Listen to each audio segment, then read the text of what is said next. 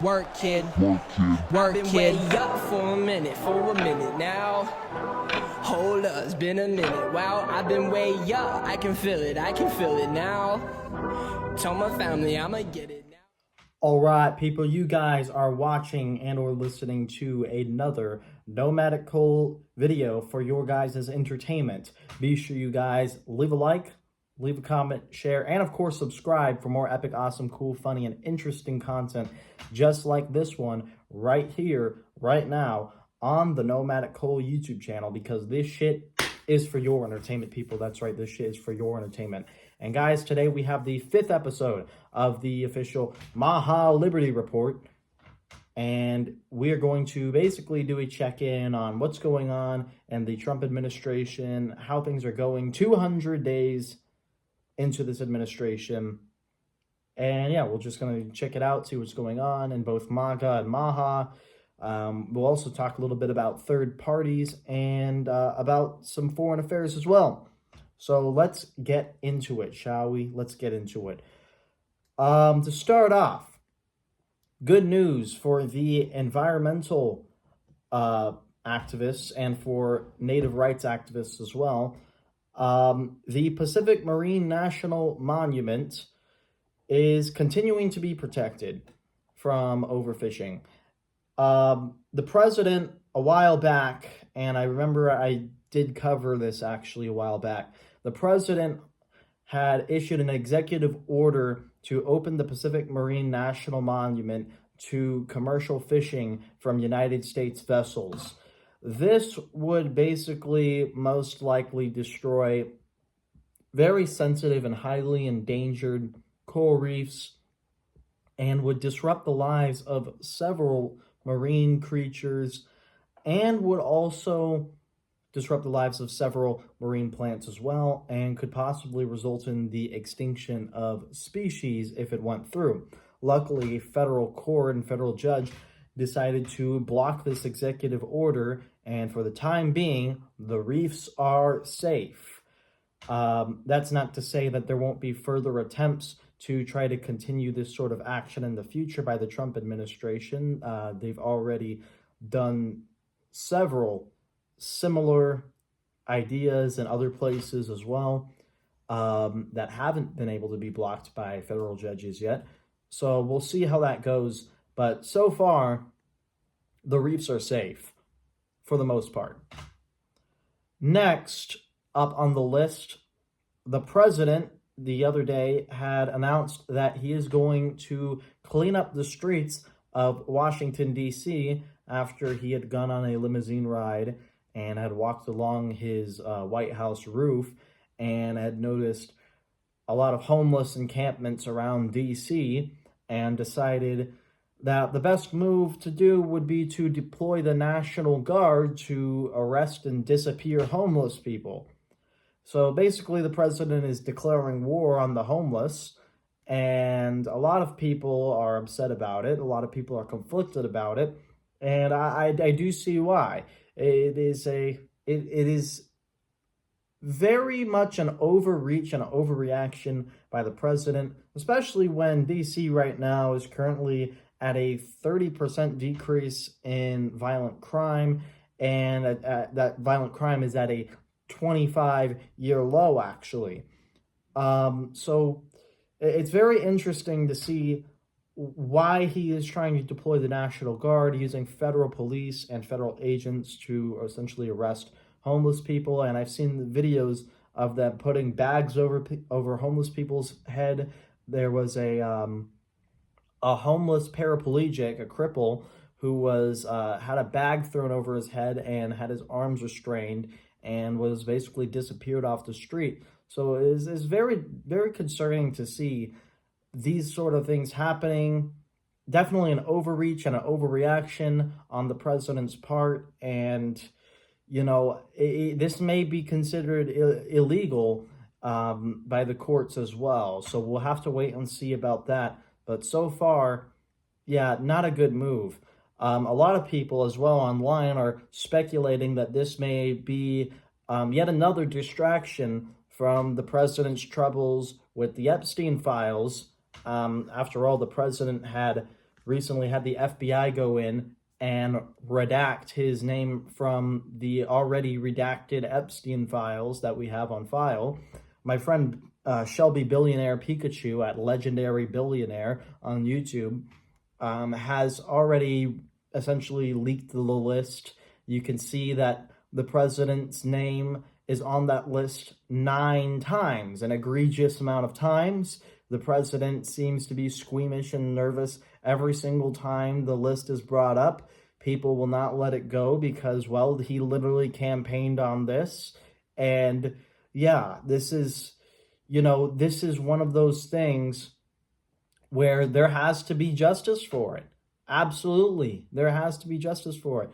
Everybody on this list shall be brought to justice. And the fact that the president is trying to cover it up and trying to distract from it and trying to escape from the accusations and allegations against him about the Epstein list, the fact that he has so much evidence against him with the videos and the photos of him partying with Epstein, him going on Howard Stern and admitting that he likes to peeping Tom on top of the teenage beauty pageants and that he has no age limit, the fact that he appears on these Epstein files 9 times, and this is just the unredacted versions, the fact that he had to go take the FBI and have them redact his name off of them before issuing subpoenas for the Clintons and for Ghislaine Maxwell to appear in front of Congress and in front of grand jury to basically disclose information about the Epstein files is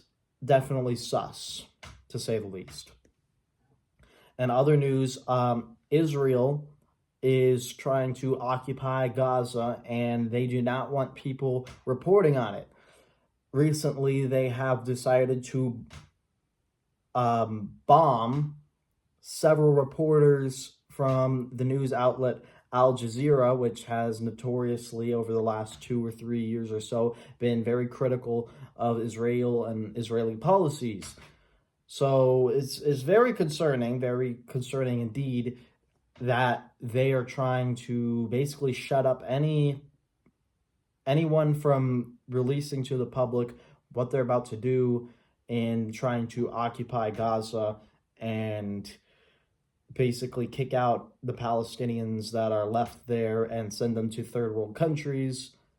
This is just awful. If it doesn't make you mad, if it doesn't grind your gears, I don't know, man. You ain't human. If at this point, if you can just ignore all the evidence, ignore all the photos, ignore all the war crimes, ignore every single organization, Red Cross, Red Crescent, World Court, UN, every single,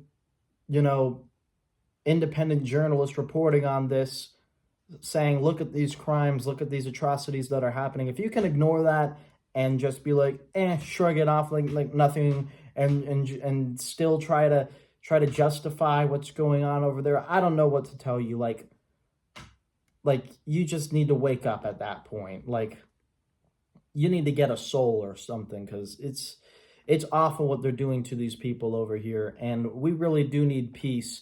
And there really was an attempt to try to get peace. There was a ceasefire, there was a multi-step plan in place, and Israel violated it and is deciding to go and try to clear out Gaza now and turn it into Trump Gaza. It's very sad indeed. In the third-party news, we have a third-party candidate who is picking up a lot of steam and recently turned Nebraska from a safe red state to a likely red state, which doesn't sound like much, but it is much in a state that is considered safe. There's an independent candidate running who's getting a lot of steam. He's a former mechanic and union worker, also a former Navy man as well. His name is Dan Osborne, and my guys, check this guy's website out. Just look up Dan Osborne, independent senator, run for Nebraska. This guy is a man of integrity. This guy is a real American. He's a patriot, a veteran. He doesn't toe the line for either of these parties. Of course, he is accepting some donations from the Democrats. The reason he's doing that, he's accepting donation from the Democrats, is because the Democrats they want to take away a seat from the Republicans, and Dan Osborne just wants the seat because, well, he wants to actually get shit done and fix things. So that is why he is getting some support from a progressive PAC called Act Blue. But he's not blue. He's an independent. He is not bought and paid for by either of these parties. His platform. You look at his platform, like read what it has to say. It's not Democrats. It's not Republicans. It's in the middle, and it's beautiful, and it's something that we should strive for as a nation, to have a lot more public servants. We need public servants, not politicians. This guy doesn't classify as a politician. He classifies as a mechanic and a veteran. So that is a type of guy who I would support, and I've already donated $15 to his campaign. And I hope you guys would, if you guys want to pitch into his campaign as well, he needs all the help he can get being an independent candidate. So there's that as well. Now we'll move on to the MAHA news. In the MAHA news, we have RFK Jr. has recently decided to go and cancel $500 million of mRNA inoculation contracts. Now, you can read the science on mRNA, and you will find that what we did during the lockdowns was not exactly the best. Just read the science on it. We in the United States had the worst outcome of anybody in the lockdowns. We had 2,107 deaths per 1 million. And that's because we try to do all these things. We try to do the social distancing. We try to do the mask mandates. We try to do the lockdowns, which only led to suicidal tendencies especially among young adults.